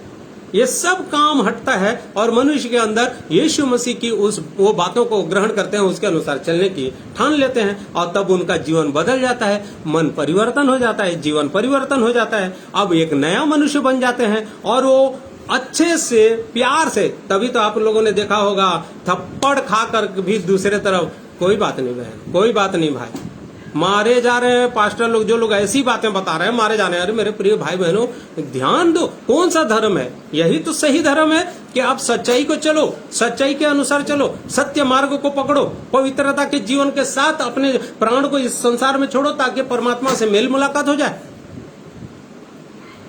ये शरीर के हर एक काम को जब एक मनुष्य छोड़ने का ठान लेता है, उसका जीवन क्या हो जाता है? परिवर्तन। कौन सा धर्म परिवर्तन हुआ बताइए? एक भी धर्म परिवर्तन नहीं हुआ। और यहाँ पर उसके बाद उसके जीवन में क्या आता है देखिए, उसके बाद उसके जीवन में क्या क्या फल लगने, क्या क्या बढ़ने लगता है। देखिए गलातियों की पत्री 5वां अध्याय 22 में लिखा हुआ है, book of Galatians chapter 5 verse 22 से आगे पढ़ेंगे। पर आत्मा का फल प्रेम, आनंद, शांति, धीरज, कृपा, भलाई, विश्वास, नम्रता और संयम है। ऐसे कामों के विरोध में कोई व्यवस्था नहीं। और जो मसीह यीशु के हैं, उन्होंने शरीर को उसकी लालसाओं और अभिलाषाओं समेत क्रूस पर चढ़ा दिया है। बस, तो ऐसा जीवन में और बढ़ने लग जाता है जैसे जीवन को पाते हैं। पर आत्मा का फल प्रेम, उनके जीवन में प्रेम आ जाता है। अब जीवन परिवर्तन हो गया, अब प्रेम करते हैं, उनके सताने वालों से भी प्रेम करते हैं। आप उनको थप्पड़ भी मारोगे तो आपसे प्रेम करते हैं। अब इसको कमजोरी समझ ले, अरे वो तो जीवन है, ये धर्म नहीं है। और धर्म भी मान लो समझ रहे हो, तो आपका मार खाने के बाद भी दूसरा यदि आपको क्षमा कर दे रहा है और उसका बदला नहीं ले रहा है, तो कितना अच्छा धर्म है। सोचने वाली बात है भाई। यदि धर्म भी बोलते हो आप अपने मुंह से या सोचते हो, तो यदि आपका थप्पड़ भी खा रहा है, आप मार भी दे रहे हो, तब भी आप, अरे ग्राहम स्टैंस को देखिए, ओडिशा में 2 छोटे छोटे बच्चों के साथ कार के अंदर जला दिए गए। उसकी पत्नी ने क्या कहा गवाही में मालूम, सुन लीजिए, उसका पिक्चर बना है। मैं उस दारान सिंह को जिसने मेरे पति और 2 बच्चों को जला दिया, दिल से क्षमा करती हूँ। तो ये अच्छा धर्म नहीं है तो क्या है? धर्म तो है, बहुत सुंदर धर्म है, मानो, बदल लो अपना धर्म। अरे ये जीवन बदल रहा है लोगों का प्रभु यीशु मसीह के नाम से। कोई धर्म नहीं है। अगर धर्म है तो अच्छा धर्म में जाओ, पकड़ लो धर्म को, प्रभु यीशु मसीह ये धर्म, कोई नहीं है। धर्म का सूर्य उदय होगा, हो गया। सचमुच में महान प्रभु है। मैं तो आशीषित हुआ इन वचनों को जब मनन कर रहा था। प्रभु और भी आत्मा में देते जा रहे हैं। प्रभु का धन्यवाद हो। प्रभु की शांति हमारे जीवन में बनी रहे। तो ऐसे जीवन को प्राप्त करके मेरे प्रिय भाई बहनों, निश्चिंत मत रहो। बहुत सारे लोग निश्चिंत बैठे हैं क्योंकि सुंदर घर है, सुंदर सोफा है, सुंदर बस सब चीजें बढ़िया है, मत बैठी है। प्रभु ने सावधान किया, निश्चिंत ऐसे सुंदर बातों को सुन लेने के बाद अपने जीवन में दबा के मत रखो, निश्चिंत रहोगे। इसके विषय में आगे मैं कभी बढ़ाऊंगा क्योंकि समय बहुत होते जा रहा है। एक वचन को और आगे पढ़ते हैं कि जीवन बदलता है और क्या करने के लिए कैसे उभारता है। देखिए क्या क्या उत्पन्न हो जाता है अपना हमारे जीवन में, कैसे उत्पन्न होता है। तो वैसे कुलिसियंस उसका चैप्टर 3 और उसका 12 पद से पढ़ेंगे, तब उसके जीवन में एक मनुष्य जब जीवन बदल जाता है प्रभु यीशु मसीह को ग्रहण करने के बाद, तो उसके अंदर में क्या बढ़ने लगता है, देख लीजिए। इसलिए परमेश्वर के चुने हुओं के समान जो पवित्र और प्रिय है, बड़ी करुणा और भलाई और दीनता और नम्रता और सहनशीलता धारण करो। और यदि किसी को किसी पर दोष देने का कोई कारण हो तो एक दूसरे की सह लो और एक दूसरे के अपराध क्षमा करो। जैसे प्रभु ने तुम्हारे अपराध क्षमा किए वैसे ही तुम भी करो। आगे इन सब के ऊपर प्रेम को जो सिद्धता का कटिबंध है बांध लो। मसीह की शांति जिसके लिए तुम एक देह होकर बुलाए भी गए हो तुम्हारे हृदय में राज्य करे और तुम धन्यवादी बने रहो। आगे एक वचन और, मसीह के वचन को अपने हृदय में अधिकाई से बसने दो और सिद्ध ज्ञान सहित एक दूसरे को सिखाओ और चिताओ और अपने अपने मन में अनुग्रह के साथ परमेश्वर के लिए भजन और स्तुति गान और आत्मिक गीत गाओ।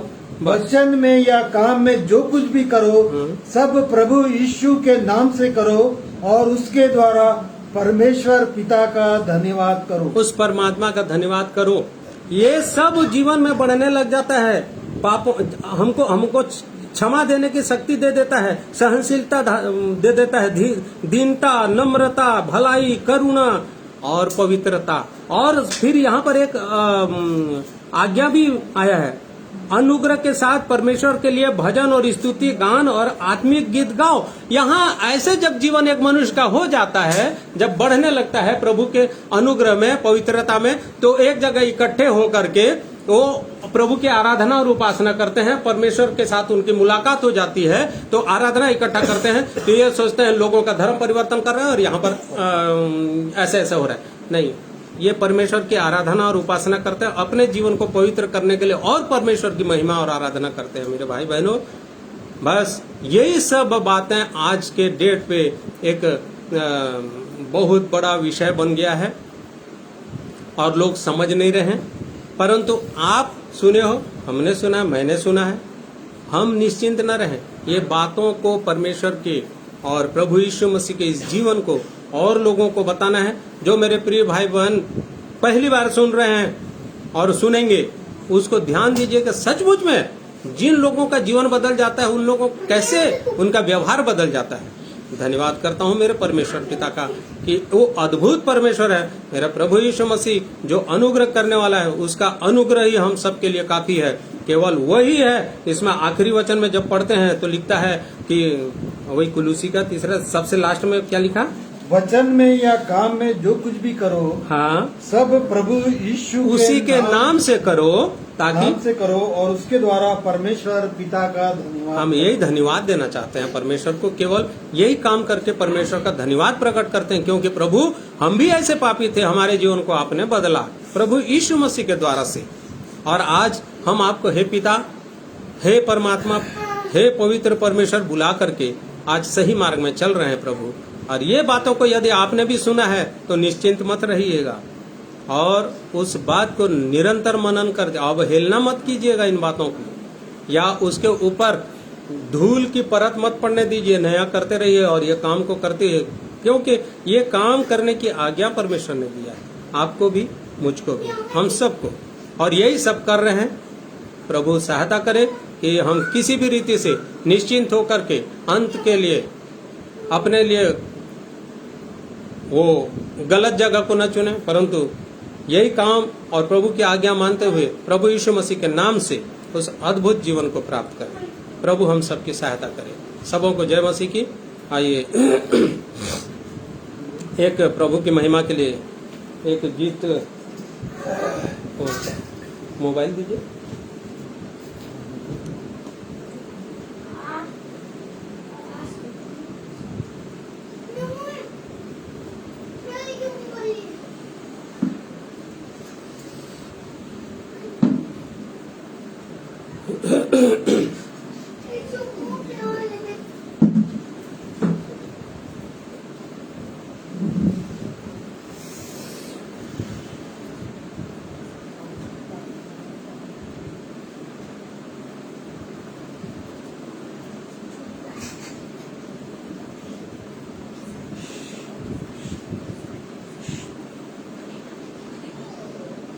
उसको बंद कर दिया क्या बाहर को?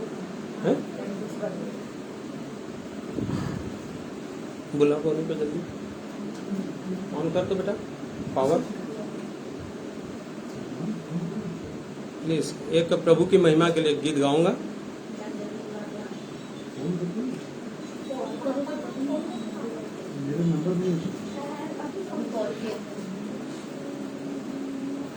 थोड़ा जल्दी करिए।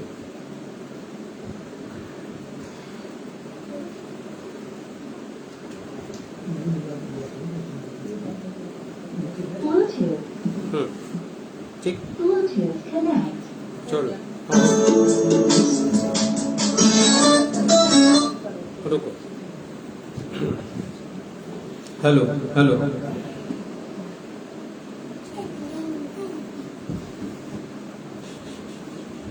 आइए प्रभु की महिमा में एक गीत को सुनेंगे। और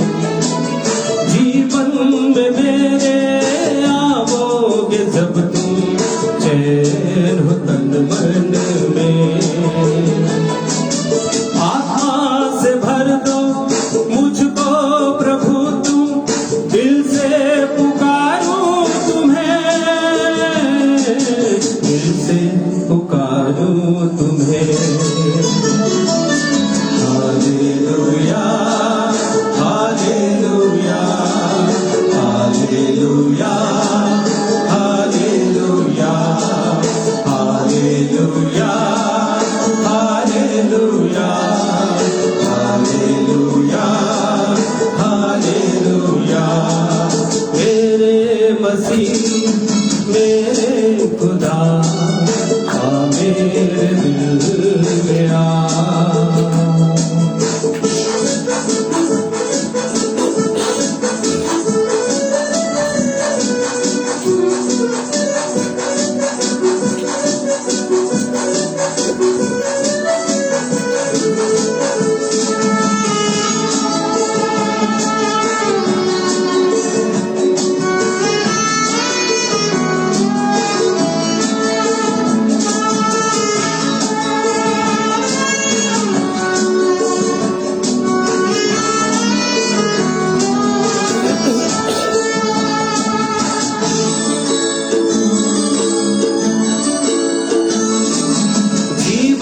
से थक कर उदास होकर झोली फैलाऊं यहाँ।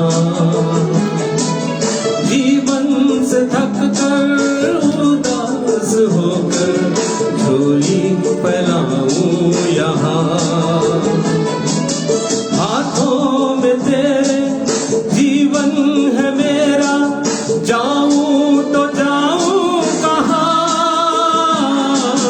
जाऊं तो जाऊं कहाँ।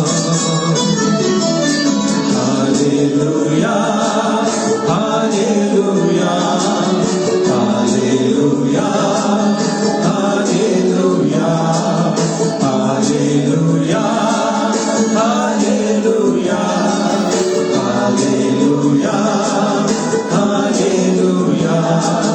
मेरे मसीह मेरे खुदा आ मेरे दिल में आ। मेरे मसीह मेरे खुदा आ मेरे दिल में आ। तेरे सिवा कौन है मेरा, तेरे सिवा कौन है मेरा, तू ही है एक सहारा। मेरे मसीह मेरे खुदा आ मेरे दिल में आ मेरे दिल में आ मेरे दिल में मेरे दिल में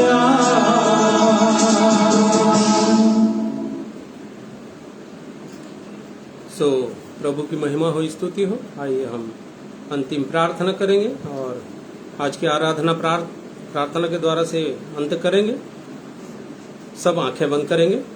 अति करुणामय सर्व सामर्थी स्वर्ग के ऊंचे सिंहासन पर विराजमान परमेश्वर पिता, हमारे उद्धारकर्ता प्रभु यीशु मसीह के नाम के द्वारा से आपके चरणों में एक बार फिर से बड़े नम्र और दीन होकर के आते हैं और हृदय से धन्यवाद करते हैं आपके प्रेम के लिए, आपकी दया अनुग्रह के लिए, करुणा के लिए, जो प्रकाश आपने वचन का दिया प्रभु, पवित्र आत्मा की जो सहायता आपने दी, हृदय से धन्यवाद करते हैं।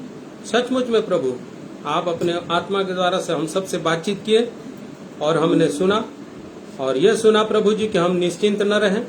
जिस चीजों को हमने पाया है, जिस जीवन को हमने पाया है, उस जीवन के बारे में बहुतायत से लोगों को बताएं, ताकि प्रेमी परमेश्वर पिता बहुतायत से लोग परमेश्वर के निज संतान होने का अधिकार को प्राप्त करें, उस जलती हुई आग भट्टे से, नरक से बचने पाए और हर एक का जीवन पवित्र होने पाए और आपकी शांति हर एक के जीवन में कार्य करे। प्रभु ऐसी करुणा और दया चाहते हैं। जितने सुने हैं हर एक को आशीषित कीजिए और प्रेमी परमेश्वर पिता जो बाद में भी सुनते हैं, हर एक को आप आशीषों से भर दीजिए, उनका जीवन बदल दीजिए। धन्यवाद करता हूँ आपने प्रार्थना सुना। आज की आराधना को आपने पूरा करने में हमारी सहायता और अगुवाई की, आप दया करके ग्रहण कीजिए। धन्यवाद देते हैं, यीशु मसीह के नाम से दुआ मांगते हैं, सुनिए और ग्रहण कीजिए। आमीन। हम सब मिलकर के प्रभु की प्रार्थना एक साथ करेंगे। हे हमारे पिता, तू जो स्वर्ग में है, तेरा नाम पवित्र माना जाए। तेरी इच्छा जैसे स्वर्ग में पूरी होती है, वैसे इस पृथ्वी पर पूरी हो। हमारी भर की रोटी को आज हमें दे, और जैसे हमने अपने अपराधियों को क्षमा किया है, वैसे तो हमारे अपराधों को क्षमा कर, हमें परीक्षा में न डाल, परंतु बुराई से बचा, क्योंकि राज, पराक्रम और महिमा सदा तेरी है। आमीन। परमेश्वर आप सबको आशीषित करे। जय मसीह की। प्रभु आप सबके साथ सदा लोग बने रहे।